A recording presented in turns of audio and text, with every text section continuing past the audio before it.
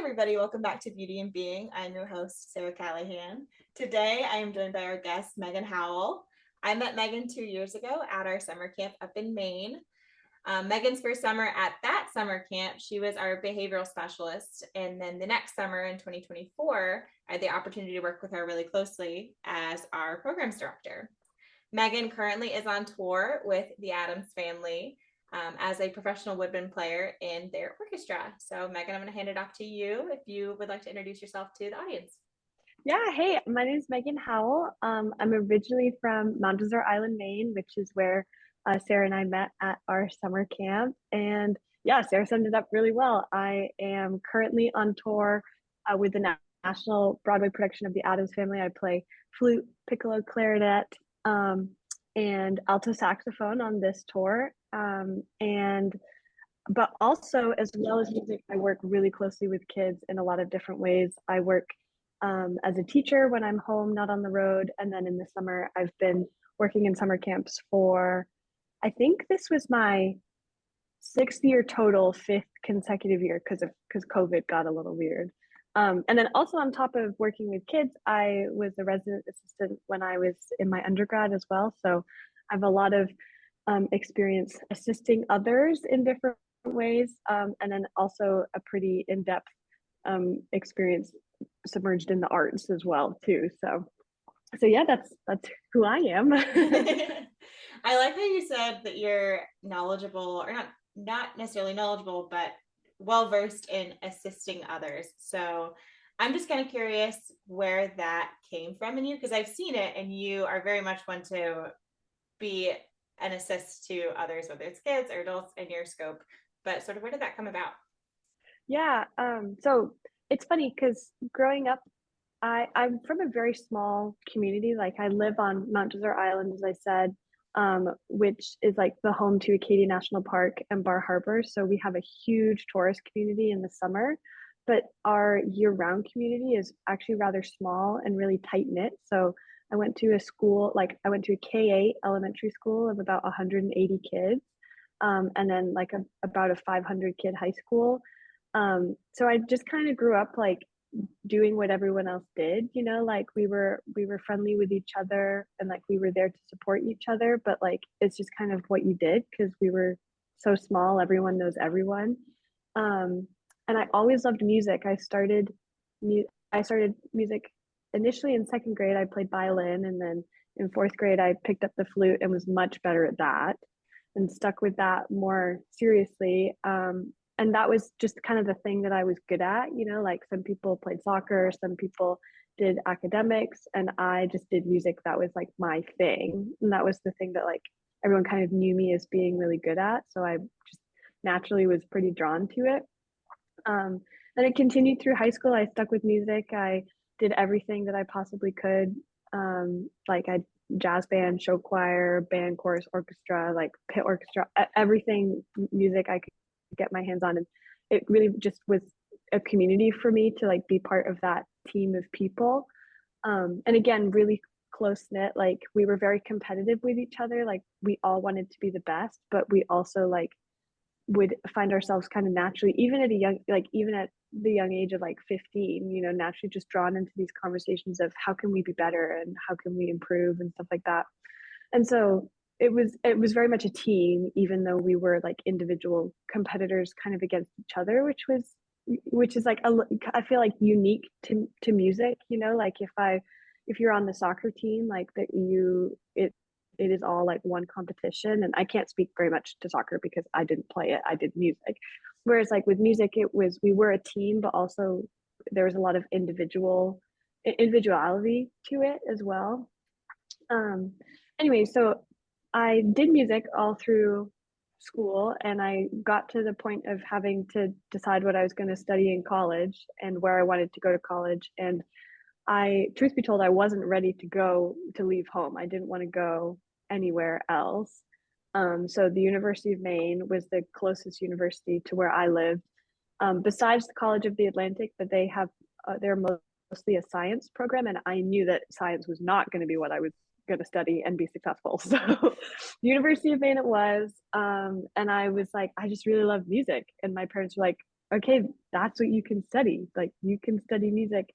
And but they really pushed for me to do a music education degree. And I was like, I don't know a lot about kids. Like, I don't really know, but I was really inspired by my music teachers. And eventually I was like, yeah, I want to do that. I want to be a music teacher and like teach other kids about music. And at the time, mostly it was just a way for me to stay connected to like to keep studying music, to keep doing music um in college. So I went and I started that. And the first couple of years, it was mostly just like your basic, like introductory courses. So we did like theory and history and ear training and lessons and ensembles and stuff. And it wasn't until towards the end of our second year that we started to take education classes, and I started to learn about kind of the theory behind like actually teaching and working with young people. And that summer, I got my first job at a summer camp. So the summer after my sophomore year, um, I went and I worked at Neighborhood House Camp, which is just a little day camp again on the island. I grew up going there, and it, very basic. Um, Drop the kids off in the morning. We have a snack. We do a craft. We go swimming at the local pool, and they get picked up in the afternoon. Like nothing, like not that traditional camp that you would imagine that has like boating and arts and crafts and archery, like not like that, not that involved, but we just like we're essentially a daycare for local kids during the day. And that was when I was like, oh, this is actually something that I'm really interested in.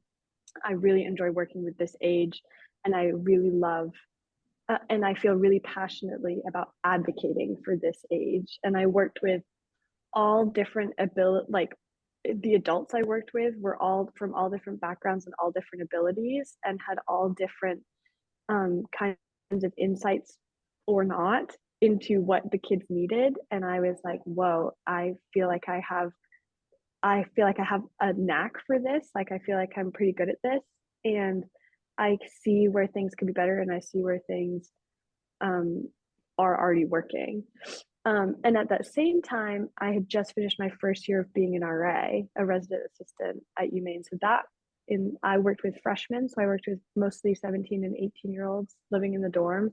And mostly I was just a support for them. Like I was our title was live-in resource. So they came to me if they needed help scheduling classes, finding a plan to catch up on their homework. I made all the bulletin boards and the door decorations and stuff, like all the traditional stuff.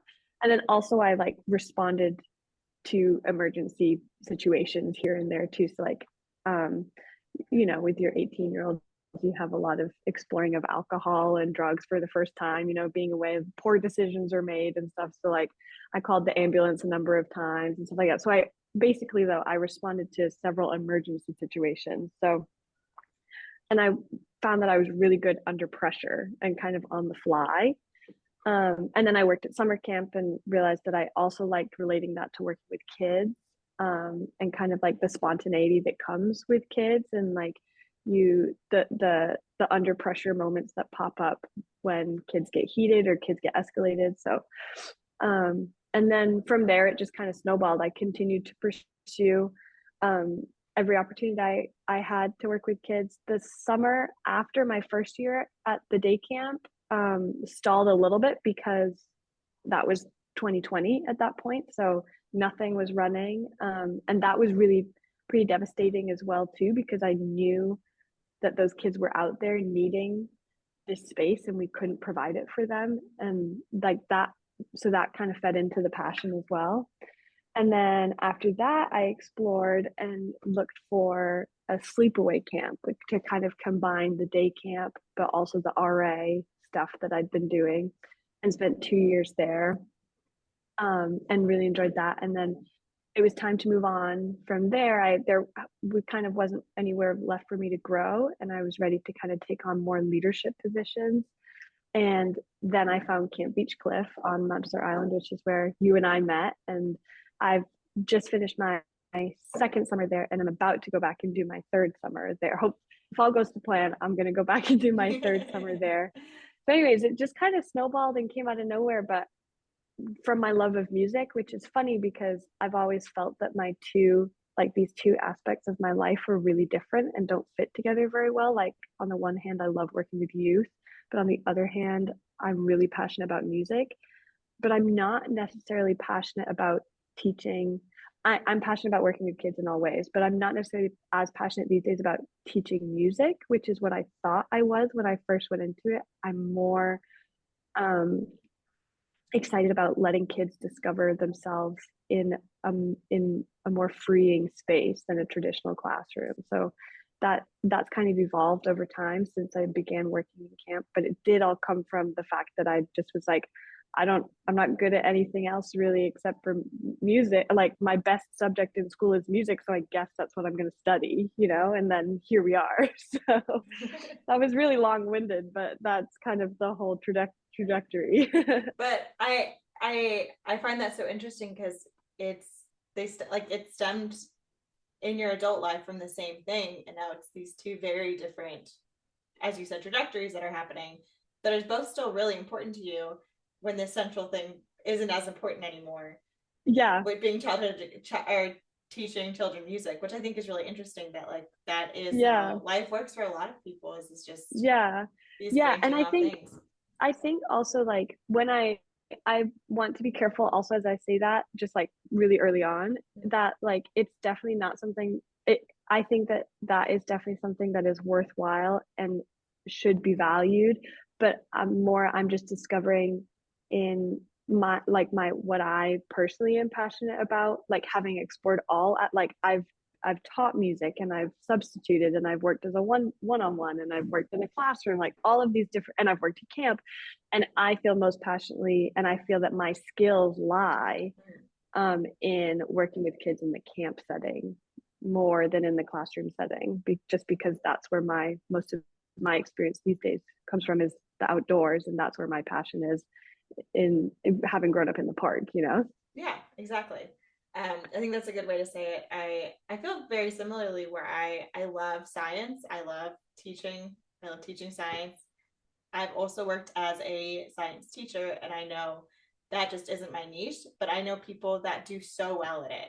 And there's such exciting science teachers, and I love that. But I know that I couldn't be that person in the classroom. Yes, exactly. And camp can't be year round, someone has to do it during the year and someone has to do it during the summer. And it happens that like we found that we are best fit for that summer chunk of time, and that more freeing experience, more flexible, organic experience. Yeah. And as exciting and as wonderful as camp is, I also know that it probably wouldn't be it can't be the best thing for kids 24/7. You need that balance. It'd be exhausting. It wouldn't be good for me. Everybody. I wouldn't make it. Yeah. It's nice that we have an end date. Yes. Weekend's gonna come.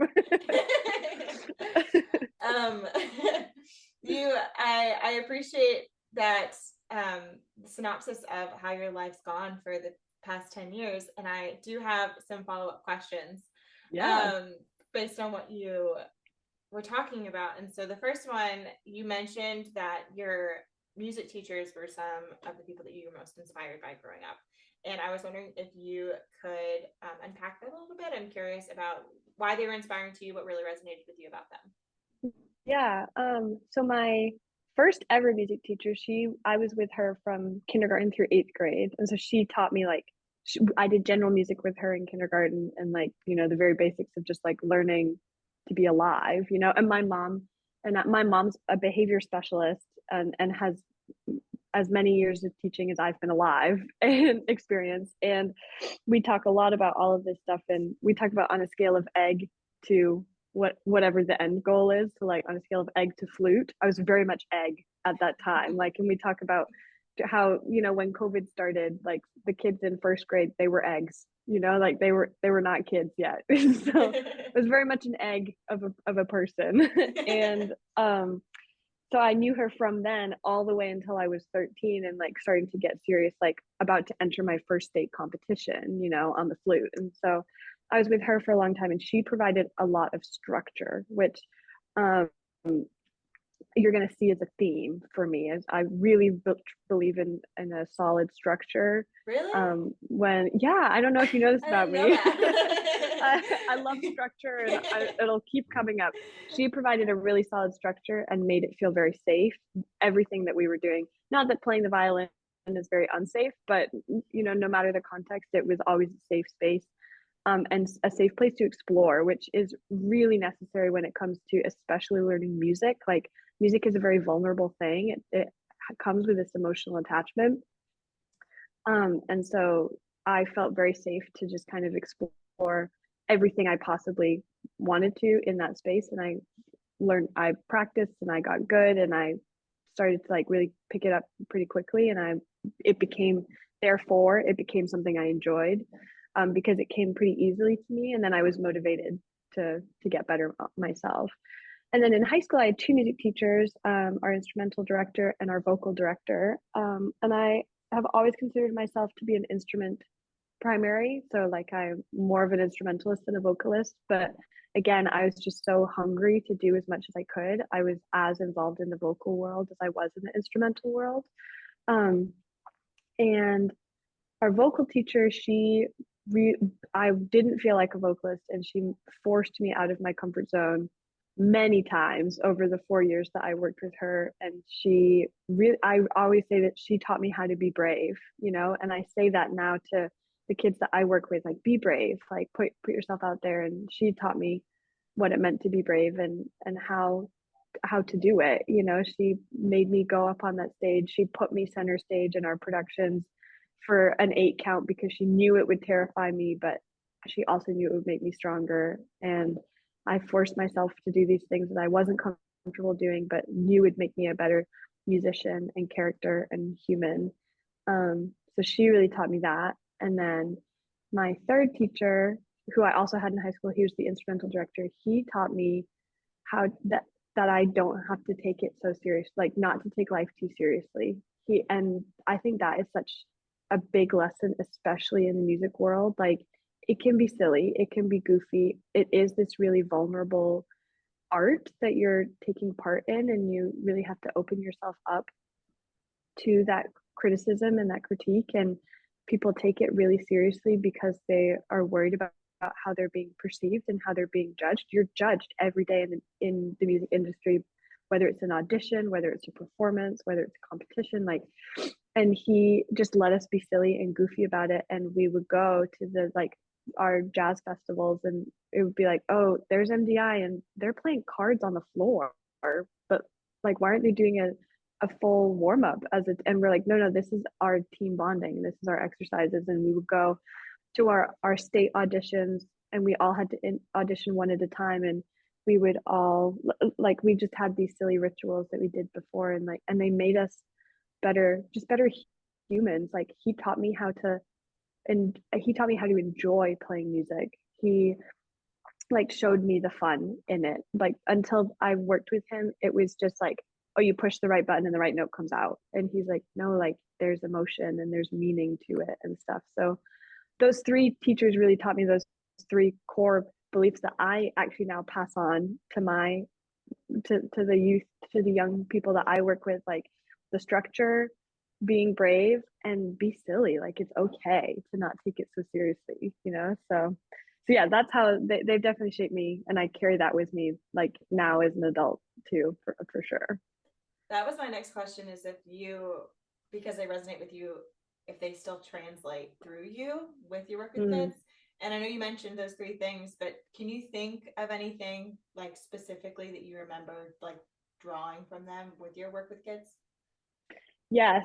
There's been a number of times that where like, so I've taught music several times as well too. So, like, in the music room, of course, that when you're first starting something and you're not good at it, you don't want to be not good in front of other people, especially in that middle school age. And I student taught, and then I subbed, and then I've filled in and gone back and forth a couple times now over the years with the same middle school. And it's all 6th through 8th grade, and that is like, perhaps I like one of the most one of the ages where you feel the most vulnerable in those emotional situations, especially to do with like your image. Kids that age are so concerned with their image, and it's only been heightened since the rise of social media. But telling them to be brave, like make a mistake. I say loud and proud, strong and wrong. Like if you're gonna play a wrong note, play it loud. Play it strong. And I tell them as many stories as I can of me being strong and wrong. Like just the other day, we had a show and we have this measure of music that we have to repeat while they finish the dialogue. And I thought our director cued us into the next measure out of the repeat, and I played the next bar alone and no one else did, and I played it over the dialogue into my microphone into a full house of thousands of people watching the Addams Family national tour. And I was like, well, it was, at least it was strong. And so I tell kids those stories, like it's okay, like be brave, like take that step out of your comfort zone and stuff. And then also, and so camp gives so many opportunities for kids to be silly, and I have a hard time embracing that because I do love structure, but there is a balance between structure and silly. And so I work really hard to provide the structure for our kids, but I also know that they need the opportunity, like, but I also know that that goes hand in hand with being silly and with not taking things too seriously. So yeah, for sure, I use it all the time. I use those things all the time. I like it. I like that strong and wrong very, very Mm, much. I like that statement a lot. I feel like that was something I ran into with my kids too, in school, was when there'd be like a question on the board. I never wanted somebody to just tell me the right answer. I wanted to hear all the wrong ones. I wanted yeah. to hear every single wrong answer in the class, because like, in science, if the answer is wrong, there's a reason why, and like let's Mhm. unpack that. Let's do it Yes. together. I'm right here with you. We're gonna figure out why we got to that conclusion. And I think it's really important. And I think, with kids that age, a lot of times they are scared to be wrong. They're scared of embarrassment. They're scared of what their peers are Mhm. going to think. But it's also so human. You're a Yes. professional, and that still happened to you, and that's okay. And Yeah, exactly. it's And that's one of the big reasons that I love camp so much as opposed to the school setting, is because so much of school is the emphasis is on scores and tests and getting into the right like even at a young age, like I see them, they're in there on their little Chromebooks and their little iPads as early as like third grade, doing the programs that like they're trying to get the right answer. It's always working towards the right answer,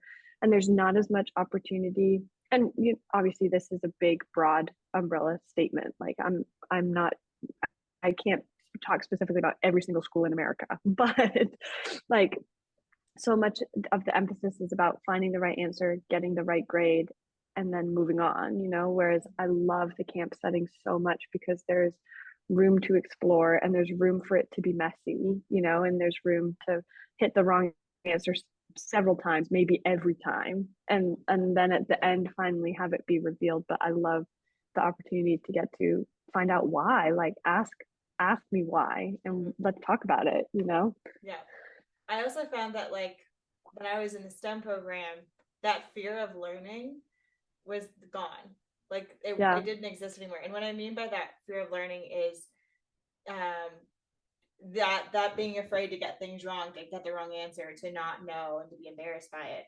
Um, but I found every single week, every Monday, oh, is this going to be school? Oh, this is just, we're in class. I don't want to be here. It's a summer camp.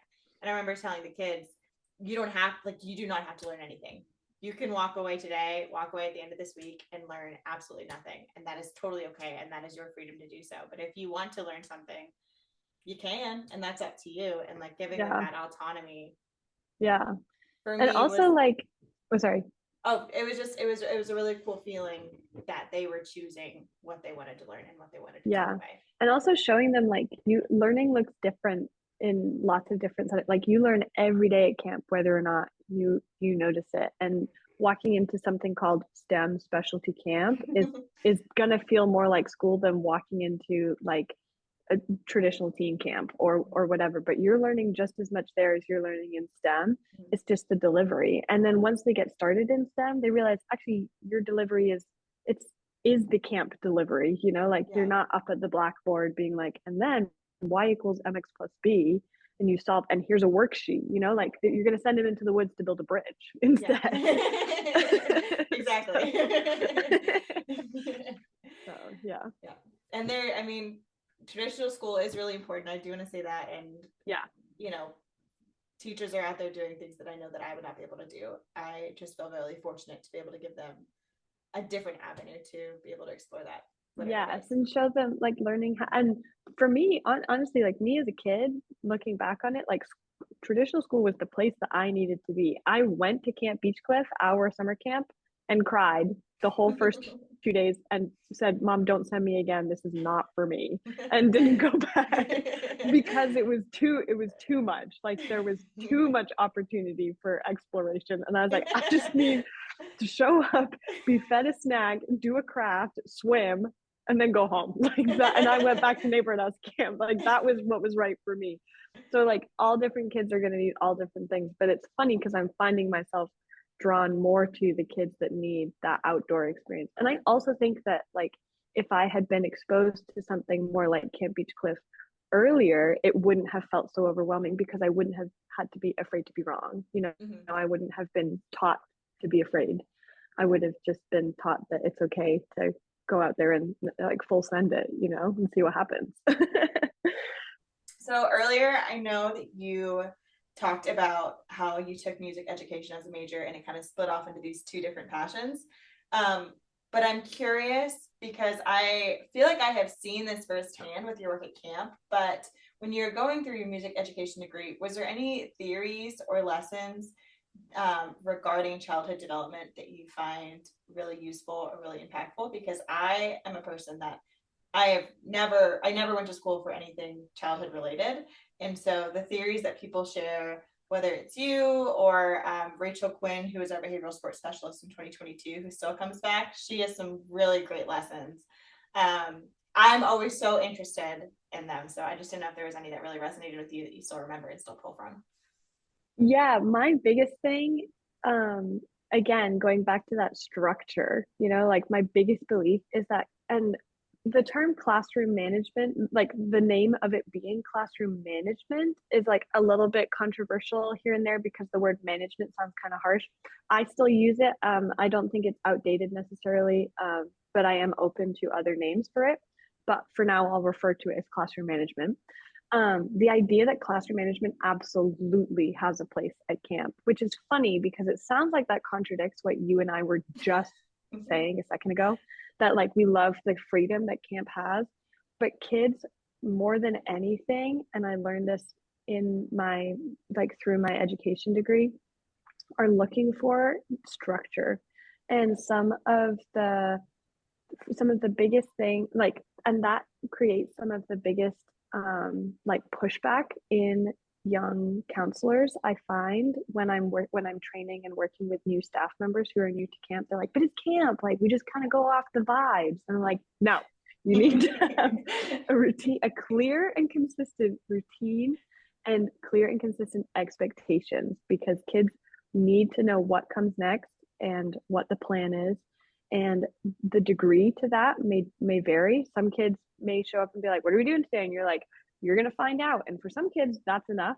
For some kids, you're like, well, first we're going to do our morning activity, then we're going to have lunch, and then we're going to do our waterfront activity. And they're like, great. And some kids are like, I need a fully typed schedule on a clipboard and a pen to cross off each thing. And each thing needs to be arrival, check, drop off backpack, check, unpack snack, check, eat snack. Like that, it can vary like in the level of detail, but structure and routine and expect, like kids knowing what to expect, that is huge. And I learned that from Cheyenne Priest. She was my mentor teacher when I student taught. She teaches at Leonard Middle School. Big shout out to Cheyenne Priest because I learned all of my classroom management from her. And she just has such a great hold on like the kids' attention throughout an 80, like she has kids who are like 11 years old coming in for an 80-minute class period holding an instrument, and that is hard. Like for a kid of that age to sit with an actual noisemaker in their hand and use the noisemaker appropriately for 80 minutes in a row, she nails it every time. And from day one, and it's because her classroom operates the same way every day, and she tells the kids how it's going to operate on day one, and she practices it with them and she walks through it with them. And I learned all of my behavior and classroom management from her. And so that is one of my favorite trainings to give, especially now as program director. I'm training my training my program staff. So all of the staff under my purview, they teach the activities at camp. So like we have counts as in our format, like we have counselors who travel with the groups, and then they travel to arts and crafts. And arts and crafts has prepared a lesson or an activity, and the kids partake, and then they finish that and they go to sports and games, and sports and games has prepared an activity. So I teach my staff, the sports and games and the arts and crafts people, how to manage their space, how to create clear expectations in their cabins or on the field or in the woods, and then how to plan a lesson that's going to move and be engaging for kids of all different ages. And that is another thing that I learned during my degree. We did it was like music education, elementary music education and secondary music education. We took it as two different courses, and essentially what these classes were we as the 20-year-olds took the elementary music the elementary music classes. So I showed up every Tuesday and Thursday at 9:30 a.m. with a recorder in my hand and learned to play recorder like I was 9 years old. Or I showed up every Tuesday and Thursday at 9:30 a.m. and sang a greeting to my professor. Good morning, Mrs. Howell. Good morning, Sarah. Like I was 5, but I was 20 years old. And that was how I learned it. But I learned through doing all of that, I learned all of the developmentally age appropriate procedures that kids can follow, activities that kids can do. And so that is also stuff that I've passed off to my program staff now that I've moved more into that leadership role, and like now that I'm carrying out trainings myself, to help them just really get a good and it sounds like, and this is where it's a little old fashioned. It doesn't sound as forward thinking as the rest of my thinking definitely is. It sounds more old school, but it is so true. Like having that structure and having that really specific procedure is going to set you up for victory to then create a strong relationship with the kid, because you are making the kid feel safe. And that's what they're looking for from you as an adult, is that safety, and not just going off of vibes. And that's not to say that there's not room for spontaneity. Like camp is spontaneous, and I'm ready to pivot at the drop of a hat every day. Like, and that's the exciting part.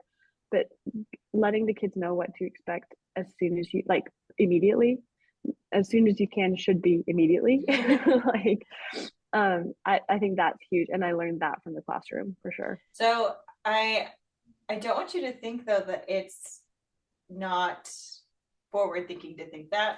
I know that was a complex word choice that I just said. Yeah. But because I think it is forward thinking to be knowledgeable of that structure.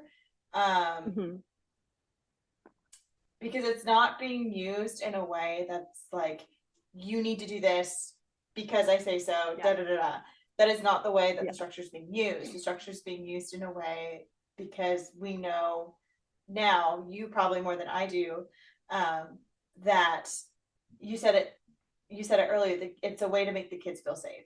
They know what the expectations are. That anxiety of what's going to happen next, what am I going to do, has been lifted off of them. They know exactly what's going to happen next. And for some kids, that is extremely important, because we may not know what goes on outside of camp, and that safety, that security, that structure might not be there. Yes. I think it's less forward thinking to believe that kids just want to have fun all the time and run around, and that's great for them, because that's might be what they think they want. Mm-hmm. And there's times where I know that I would love to run off into the woods as a kid, but they want that safety. They want to know what's going on, what's going to happen to them. Yeah. And so I was gonna ask, but you kind of already said it, but I'm gonna see if there's more insight you can give.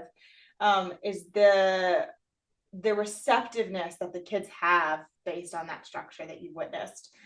What Mhm. has that been like, and why do you think that they are so receptive? I know we've talked about safety a little bit, but if you have any more insights on that, I would love to hear. Yeah, I think also too is that like it creates a sense of camaraderie, you know, like and I got this phrase from um he goes by W, but I can't remember his last name, but he gave a presentation on the place that classroom management has in the camp world at the ACA conference, New England conference that I attended a couple years ago.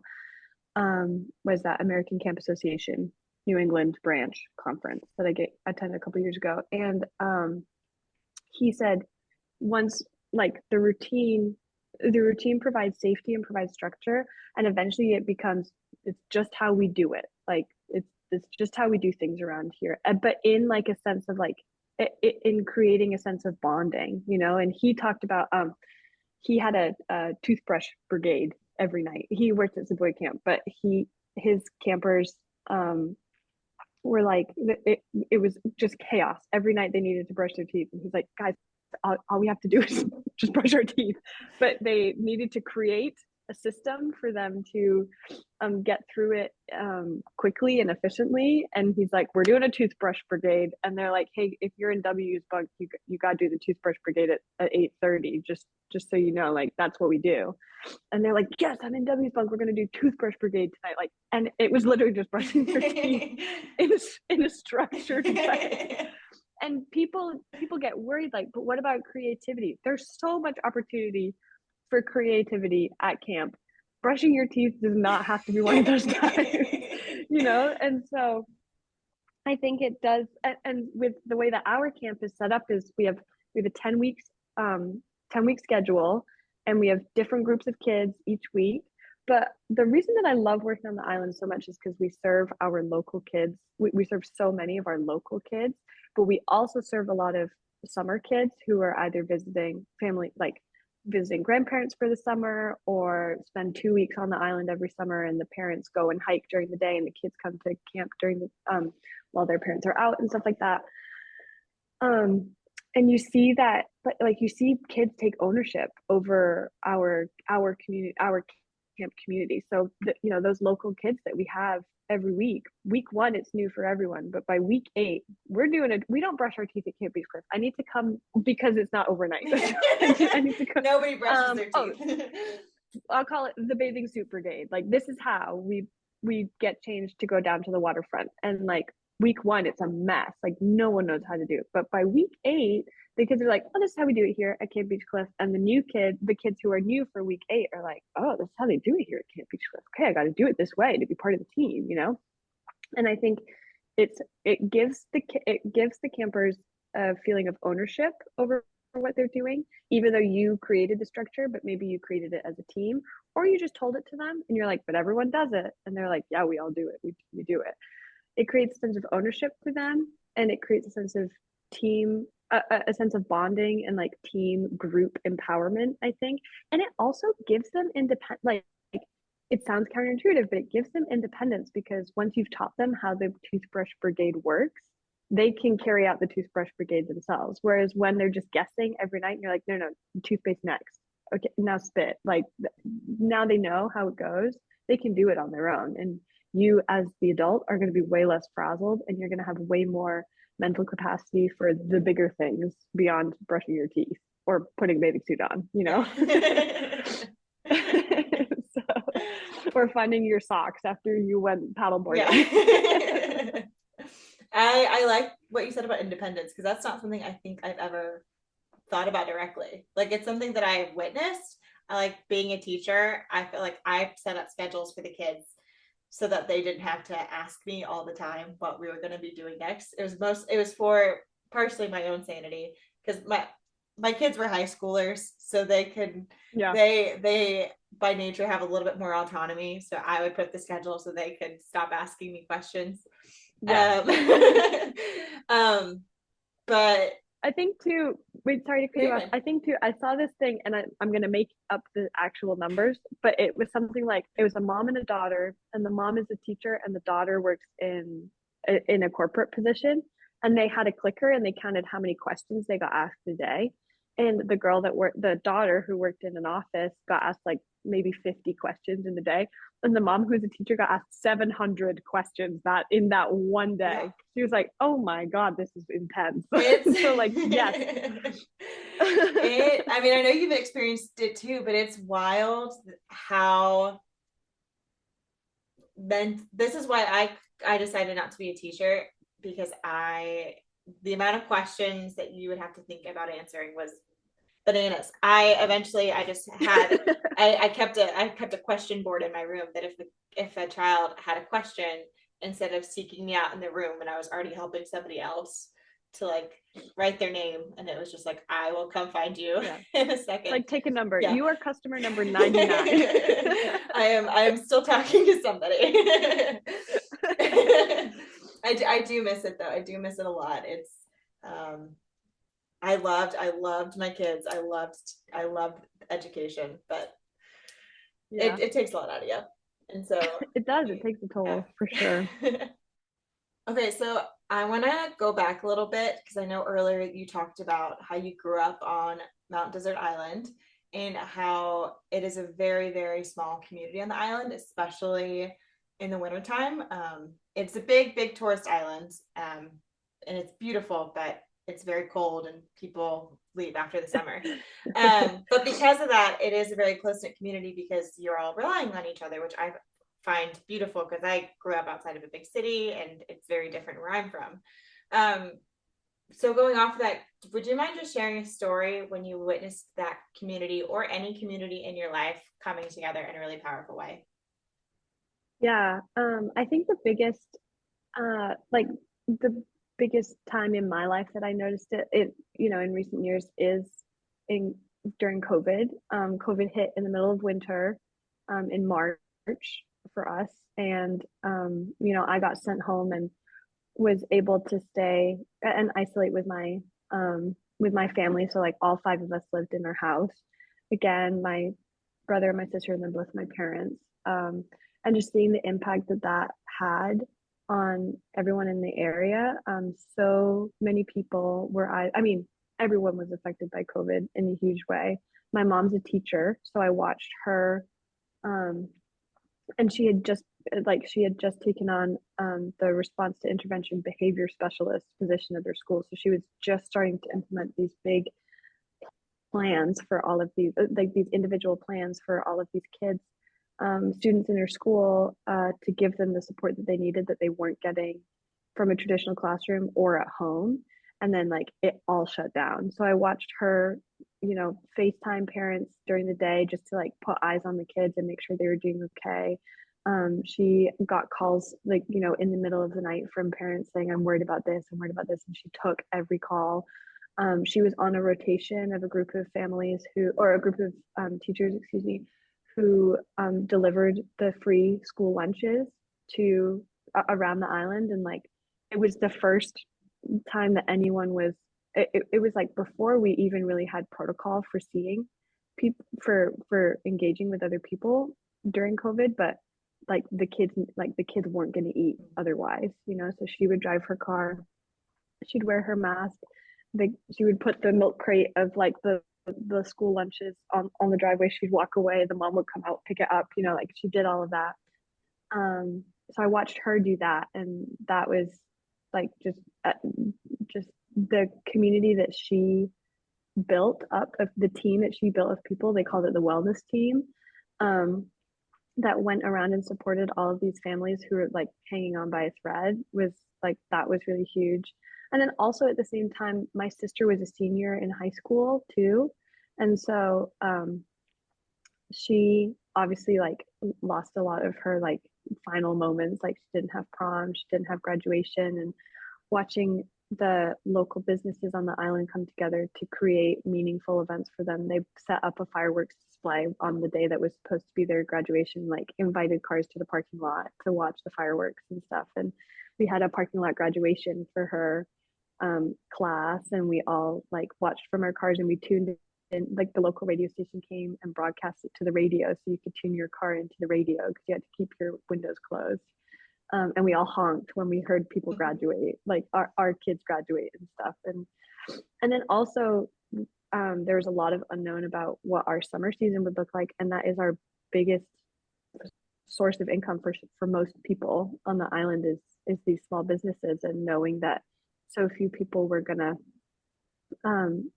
were like we were gonna have less of an influx of people come in the summer, and a lot of people were gonna take a hit from it. So we had like community sponsored like shop small Tuesdays and small business Saturdays and stuff, where you were encouraged to like order takeout from these local restaurants that didn't have dining room, like that didn't have their dining rooms filled every night anymore. And we were encouraged to shop small and as locally as possible. And like we have a ton of these little gift shops that sell crafts, and all of them switched and started making masks, and so I feel like that, like when you're so reliant on each other to begin with, it's kind of natural for you all to just kind of like kind of poke your head out the door and be like, who needs anything? Like I'm okay. So what can I do to help someone else? And so that, I think that's like the greatest example that I have in my lifetime. And I'm sure there's been many other times before, and like there'll be more to come.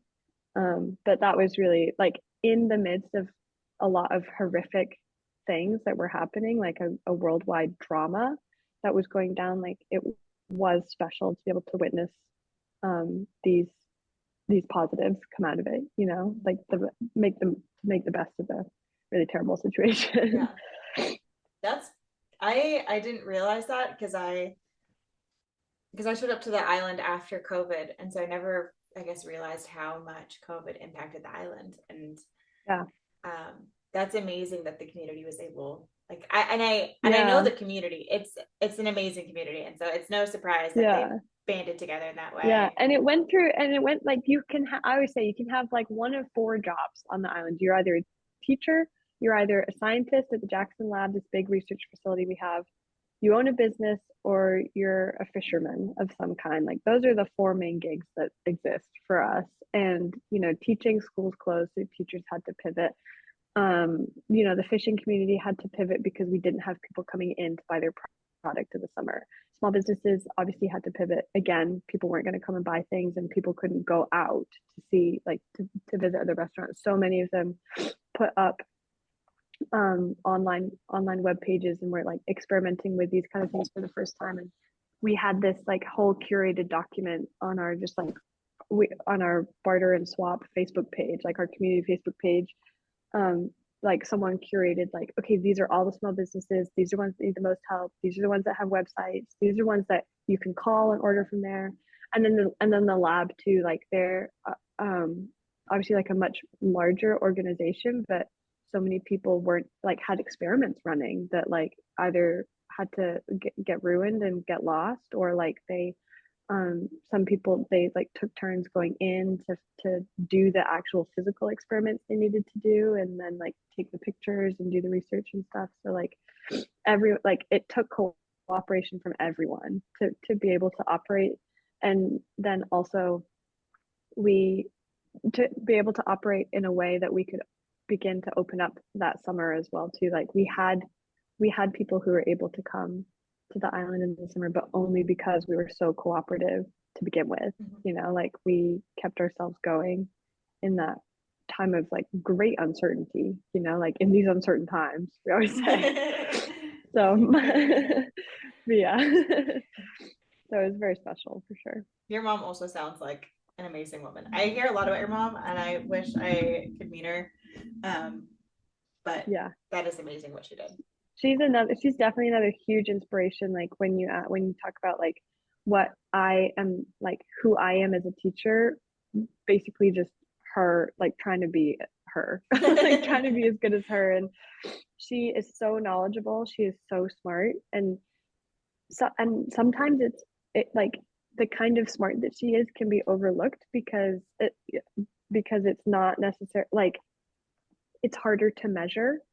I feel like the kind of work that educators do is is overlooked more because so many people are like, oh, you just go to school, you do sixth grade, you play with the kids on the playground. It's like, no, she is doing such intentional and such legit hardcore work to get these kids, like to help with these kids with their development. And she knows, she's so knowledgeable about what she does. And I'll come home from camp one day and I'll be like, Mom, I have this kid and they're doing this thing and it's driving me crazy and they won't stop and everything I've tried hasn't worked. Like, how do I fix it? She's like, have you looked at it this way? And I'm like, no. And then it's like, I'd try her suggestion, whatever it is, the next day. It's like, boom, they do exactly what I need them to do. Like, and basically her suggestion, like what I am now doing for the kid, provides the kid with exactly what they were looking for.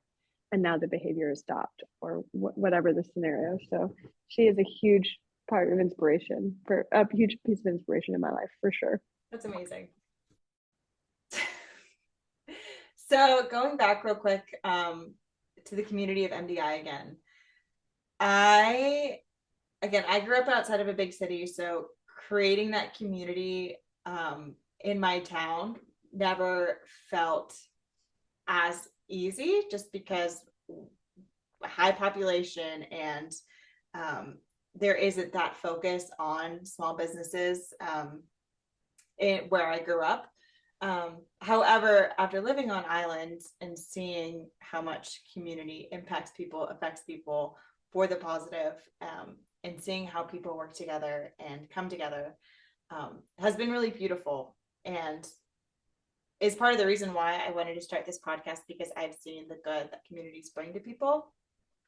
And so, as someone that has grown up with that, grown up on the island, how do you feel people can personally contribute to creating that sense of community in the areas that they are in, if that maybe isn't something that already exists for them, whether it's in work or everyday life or at home? I'm just curious on your insights about that.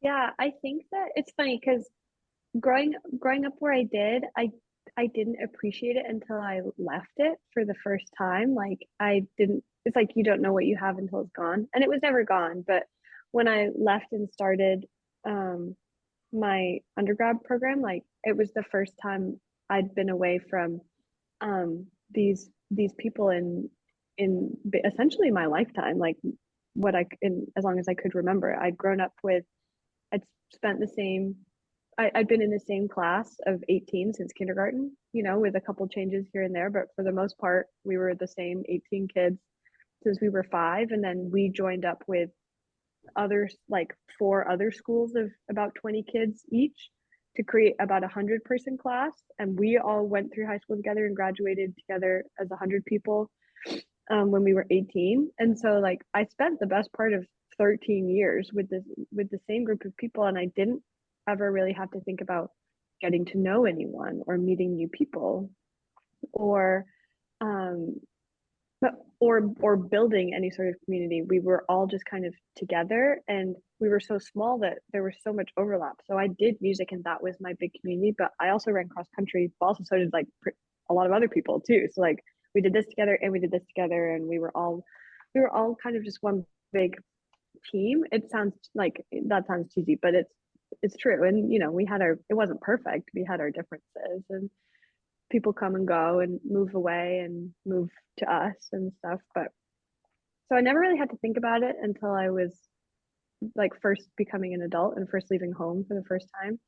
And I think that the biggest, like the first step to building any community is defining it. Like, what is it that has connected you? Is it being a student at Mount Desert Island High School? Is it being a student of the MDI music program? Is it being a Trojan on the football team? Is it being, like all of these things? And so for me, and it goes back to that structure, for me as a leader, when I'm trying to create a sense of community, creating a structure and a routine that's like, this is how we do it. This is who we are. This is what we do, what we stand for, and this is how we get things done, whether it's the club track team or the university choir on campus, or my team of RAs. Like, this is how it works in Oxford Hall, and this is how we do it, and it works well, so we're going to do it this way. And it gives people that sense, again, that sense of ownership, that sense of independence. And then and I'm a leader, so like I've put myself in these positions of leader. I've sought out these positions of leadership frequently because I have taken to it. It is something that it's a strength of mine that I know, and I enjoy being that guide for other people.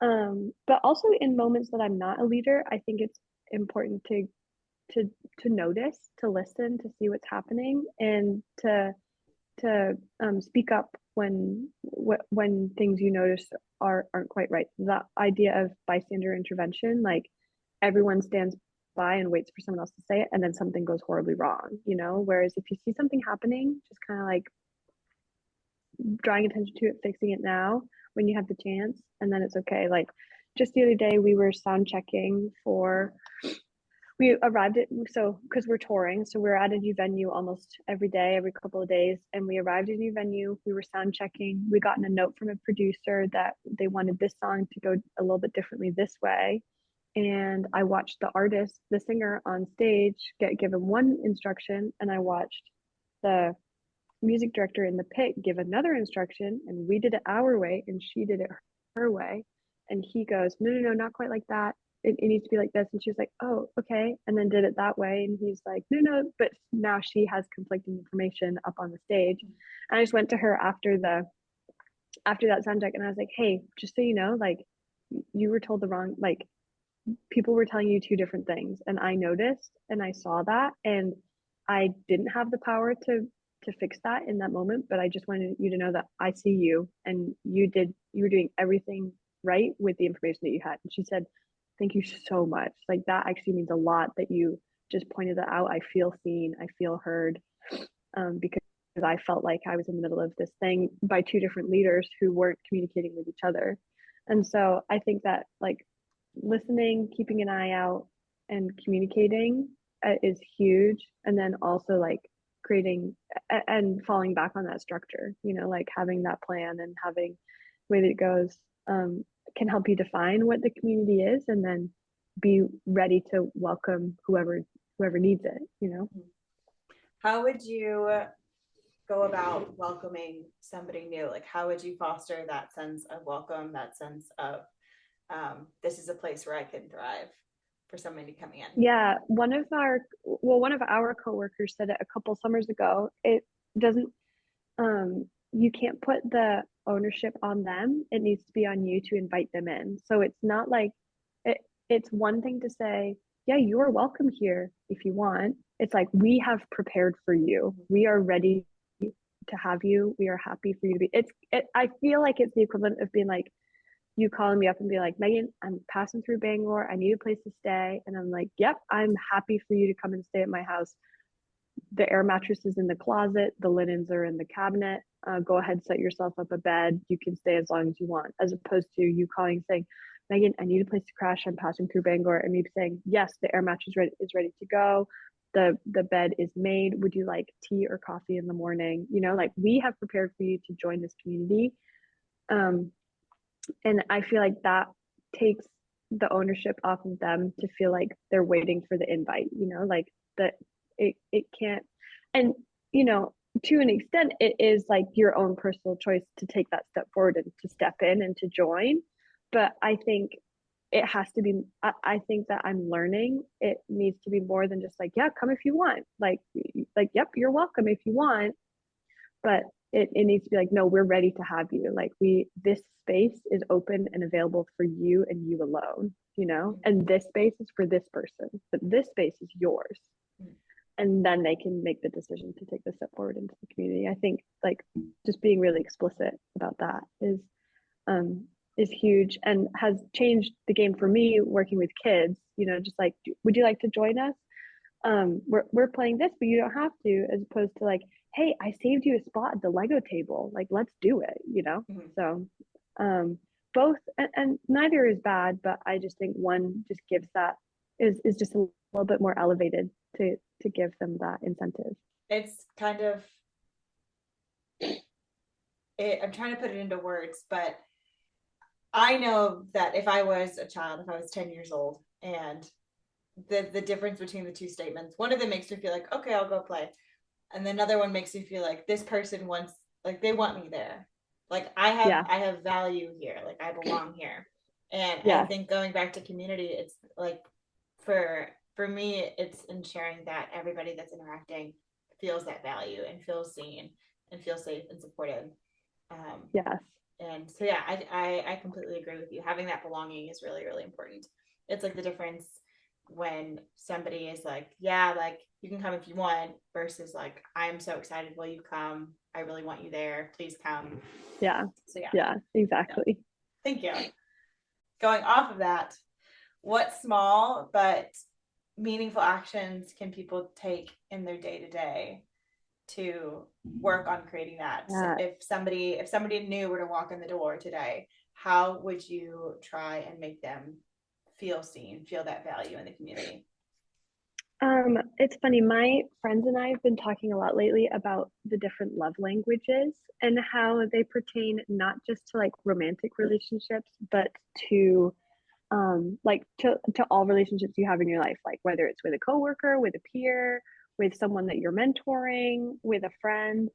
Um, and like realizing that people have different needs, like something that you might need one thing from other people, but it might be different to what someone else needs. Um, and we had this like whole big conversation about um, what they all were, like what all of ours were. So like mine, for example, I definitely am a words of affirmation kind of person. Like I need you to tell me like, no, I'm invited, I'm having a good time, like, oh, I enjoyed doing this thing with you. Whereas my other friend is like, oh, I need quality time. Like it's one thing for you to like, it's one thing for you to tell me like, yeah, this was fun, but like now it's like, okay, let's like go and get a coffee together, you know. Whereas my other friend's like, no, like I'll feel loved if you bring me the coffee, like you just thought of me, you know. And so thinking thinking in that context, and it parallels I think so well in children too, like, and not necessarily in the specific love languages per se, but like what the things that this child needs are different, and things that this person needs um uh, are different in this other way. And so just being aware and keeping an eye out for, and again like listening, you know, like keeping an eye out for what people are needing, what people are thrive off of, and what maybe puts them off. And I feel like that is what makes, and that's the preparation, you know. It's like, oh, we made space for you, we welcomed you, and like you are welcome, and we have prepared for you. And it's like, and I know that you might need a word of encouragement along the way. I know that you might need to hear a physical invitation. I know that you might need me to set up an outing for us, or I know that you might need me to bring you a shirt, like to give you a shirt for the club to make you feel like you're in the Mm-hmm. club, like whatever that looks like, you know. So I think just being aware and cognizant of the fact that what you need might not be exactly what everyone else needs, and just being prepared to to search the different avenues. And then my other friend, she's like, I don't know what mine is. And so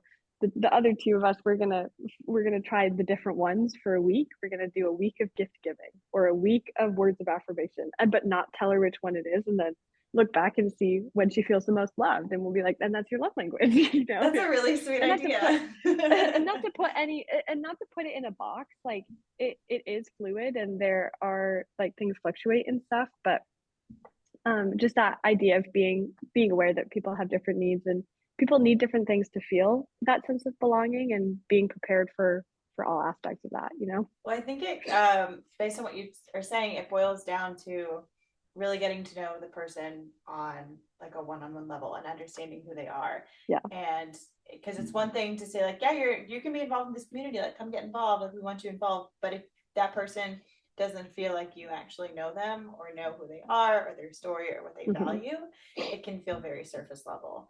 But once Exactly. you get into those questions of like, how do you feel loved, who are you, what are your passions, what do you value, that it bridges over where it's okay, I'm included in this community not because I'm just a person that's here, but also because I'm a person with values, they see those values and they want me with everything that Yes, I am, not just because I'm a exactly. living person.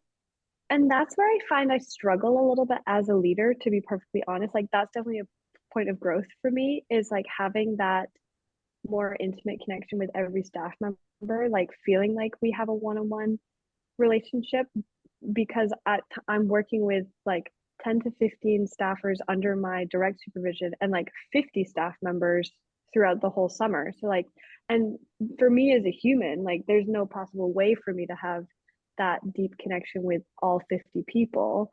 But if I can have my connection with my 10 people and make them feel connected to, and then they can then connect to their 5 people that they are overseeing, like and it is definitely like that trickle down effect a little bit, I think, which is like, which I it can sound impersonal, but like also protecting your energy as a leader, like you can only do so much. And so, but I think the leaders that I have clicked the best with are the ones who are genuine and upfront about all of these things, and like knowing that you can't have that deep of a relationship with every single person, but every interaction that you do have is genuine and is legit, not just like, oh, I'm waiting to move on to a more important person, like, oh, you're not one of my direct staff members. So I'm not the person to talk to. It's like making them feel heard and stuff like that, like finding that balance for sure. Yeah. I mean, absolutely. I always feel it can be hard to not be able to have the space to connect with every single person on staff. Like I absolutely understand that. However, even if it's just one, in my experience, whether it's I am leading staff or I am a member of staff looking for a leader, just one or two genuine conversations, even if it's in passing, or if it's like a moment where I'm in need of something, makes me feel, honestly, it's the people, the leadership that I don't interact with that often, that when I have that genuine conversation with them, that makes me feel more secure than a staff member, like my unit head that I see twice a day and have a conversation with. Like, that's not to devalue my relationship with the unit leader, because that relationship is really strong. Like, they're my point person, they are going to take care of me. But if it's a leadership member that, they have no skin in the game on what happens in my program or what happens with my kids, but there's still one to be like, okay, I am here for you, like, let's talk about it. Like, that meant so much more to me, because I'm like, you have no reason to listen to me or give me kind words right now on a professional level, but you're doing this because and of all the like big important things like when I was first starting out as a counselor, it's like, okay, I'm having this problem and I like see this person that I think could help me, but they have so many bigger things to worry about, and it's like, no, like I'll take the time to talk to you right now. Like the budget can wait, the Amazon order can wait, like whatever it is, like I'll talk to you and I'll hear you out. And just being in the camp world, it's really hard because you have like 1,000 things going on at a time, but being really present in the moment as well, like saying, someone asking you if you have a minute, and if you say yes, give them that minute, and be fully there, put everything else down, and be present for them. So I can't even remember the original question, but I can't. We were talking about how we can foster community, which I think.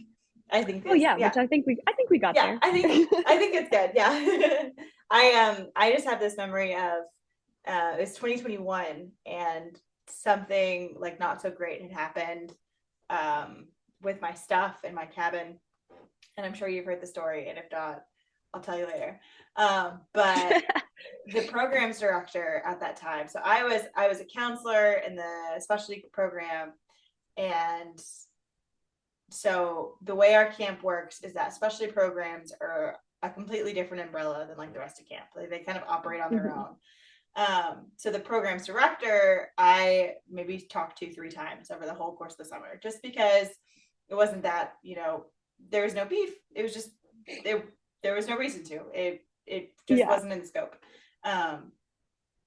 So something had happened, and the programs director the next day had come up to me and just like sat me down and just like was talking me through it, and was just like really kind and like really there for me out of his own volition. It wasn't because I needed to talk to him about anything. He just took that step and reached out to me and just made sure that I was taken care of and okay, which I really appreciate it. And Aaron, if you're watching this, thank you. I doubt he is, but I really appreciate you. Ironically, Aaron is who I went to high school with and was part of my music community. So oh really? there. Yeah. Wait, same Aaron? Yeah, I'm pretty sure. Isn't that funny? That is funny. Yeah. I guess that makes sense. Small island. I didn't even think about it. Small town. Everyone does everything. So we are running a little bit low on time. So yes, and my AirPod just died. Okay, so this hopefully you can you still hear me? Yeah, you're good. Okay, I'm charging the one. So just to close out, with everything that we've talked about today, whether it be behavioral management, classroom management, music education, community. For you, Megan, it sounds like you, throughout your life, have been surrounded by this community, this hope, this love, whether it's love for passions or love for others, love of self, just all avenues of very positive thought that I've seen it firsthand translate into the work that you do with others, which is why I really enjoy being your friend. So as you know, as we close out today, where do you find your hope and your beauty and your love in the world that you do today? I love, so one of my favorite poems is Walt Whitman's Song of Myself. I actually did my entire undergrad thesis based off of that, which that's a whole other podcast. But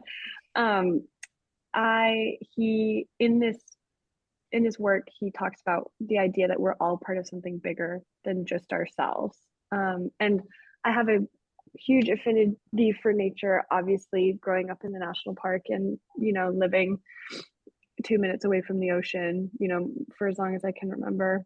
And I've never been a religious person, and I've had plenty of opportunity to explore what that might look like for me. One of the programs I did in my undergrad, we read almost every major major religious text. So we read the Bible, we read the Torah, we read the Tao, we read the Quran, and not the whole thing, excerpts. But I've seen a lot of different perspectives on religion, and the biggest thing that overlaps is that idea that we're all part of this larger creation.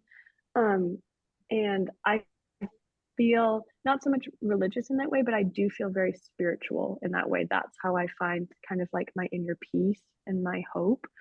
And just knowing that whatever created the oceans, the stars, the mountains, like also made me, also decided that I needed to be here too, also made you. And the line from that poem that I love so much is, I believe a leaf of grass is no less than the journey work of the stars. So like this thing, whatever it is, whatever you believe, that brought the stars together, that created the ocean, that formed the mountains, also decided that the world needed one of me. And I carry the same weight as those great and beautiful, vast things, And the other quote I love is from a song, but it's just, I'm so happy I'm alive. I'm so happy I'm alive at the same time of you, at the same time as you. All the things that had to fall into place for me to be alive at the same time as you, Sarah Callahan, or for my sister to be my sister, or my mom to be my mom, or, me to work with that one specific camper who hopefully I created a ripple for them, moving forward. Like all of it just kind of happened, and it feels like by mistake, but also like it kind of felt meant to be too, And so the idea that we all have a role to play, and we all are here with with intent on purpose, and we we can carry power in that. Like that's what makes me feel powerful as a citizen, as a human being.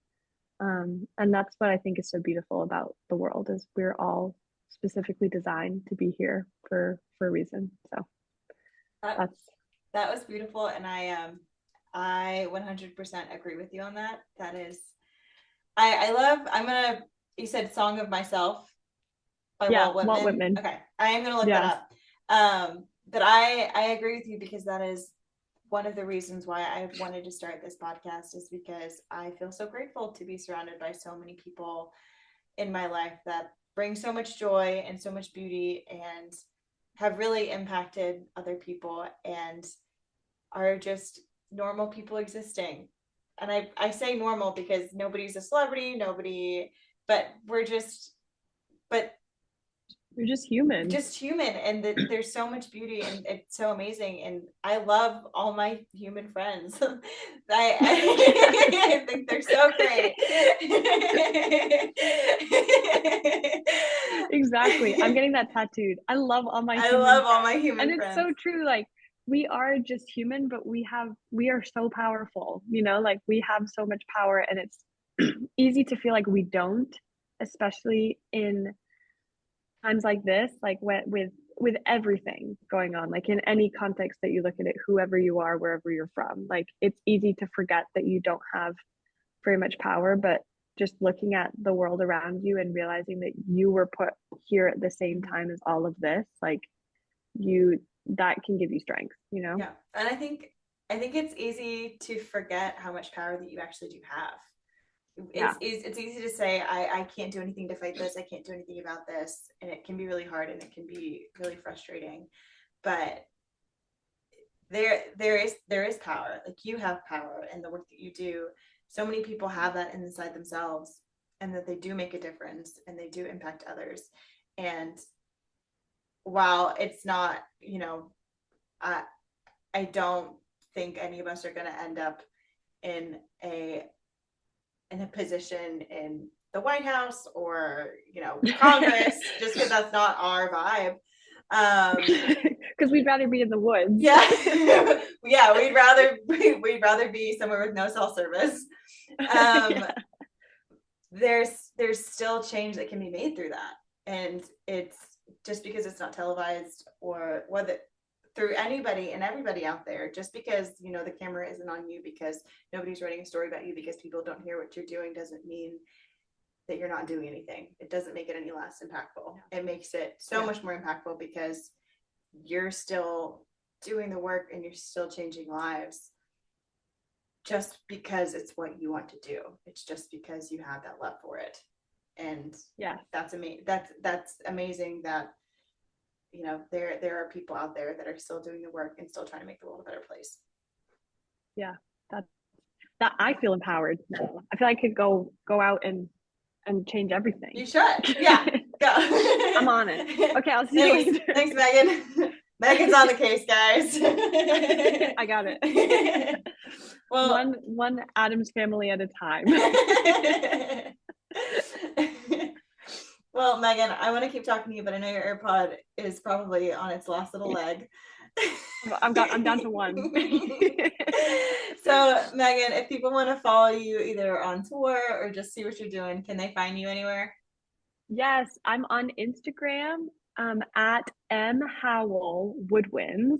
Howell spelled Howell. And then I'm on TikTok as well. Honestly couldn't tell you the name of that one. It's the same profile picture as the Instagram, and it's something along the lines of Megan Howell. And then if you want to follow the Adams family, just a little shameless plug, you can find our page on Instagram. We're at Adams Family Tour, essentially, and you can just kind of see what we get up to.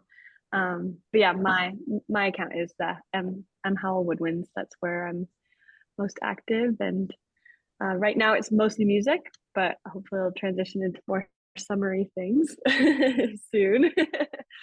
But thank you so much for having me and for listening to what I have to say and listening to me ramble. It's very special to be given a space like this, I think, too, just for me as a human to remember also that there is good and that I have the power to do good and to see the good that you're doing too. I'm inspired by you too. Oh, thanks. You are an instrument of good as well as playing an instrument.